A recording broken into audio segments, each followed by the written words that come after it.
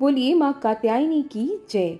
माँ के संदर्भ में एक पौराणिक कथा बहुत प्रचलित है, जिसके अनुसार एक समय कत नाम के प्रसिद्ध ऋषि हुए थे तथा उनके पुत्र ऋषि कात्य हुए।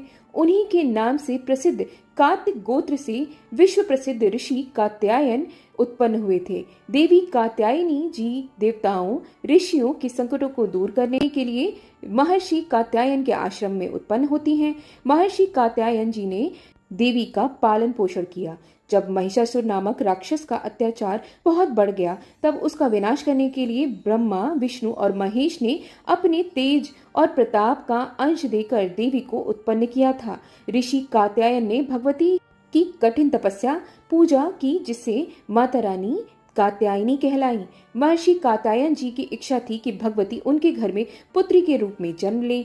देवी ने उनकी यह प्रार्थना स्वीकार की और अश्विन कृष्ण चतुर्दशी को जन्म लेने के पश्चात शुक्ल सप्तमी, अष्टमी और नवमी 3 दिनों तक कात्यायन ऋषि ने इनकी पूजा की। दशमी को देवी ने महिषासुर का वध किया और देवों को महिषासुर के अत्याचारों से मुक्त किया। मां कात्यायनी का स्वरूप अत्यंत दिव्य और स्वर्ण के समान चमकीला है। ये अपने प्रिय सवारी सिंह पर आरूढ़ रहती हैं। इनकी 4 भुजाएं भक्तों को वरदान देती हैं। इनका एक हाथ अभय मुद्रा में है, दूसरा वर मुद्रा में, अन्य हाथों में तलवार और कमल का फूल है।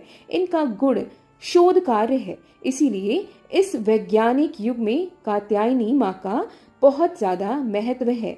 इनकी कृपा से सारे कार्य पूर्ण हो जाते हैं। बोलिए माँ कात्यायनी की जय। कथा के पश्चात आप माता रानी के बीज मंत्रों का जाप करें। साथ साथ यदि आप हवन कर रहे हैं नियमित रूप से, तो आप घी का हवन अवश्य करते रहें। बताशा भोग में लगाएं और हवन में शहद की आहुति भी अवश्य दें। और आपको आरती भी करनी चाहिए कपूर से। हे माता रानी, हम सभी भक्तों के कष्टों को शीघ्र अतिशीघ्र नष्ट करें। जय माता रानी।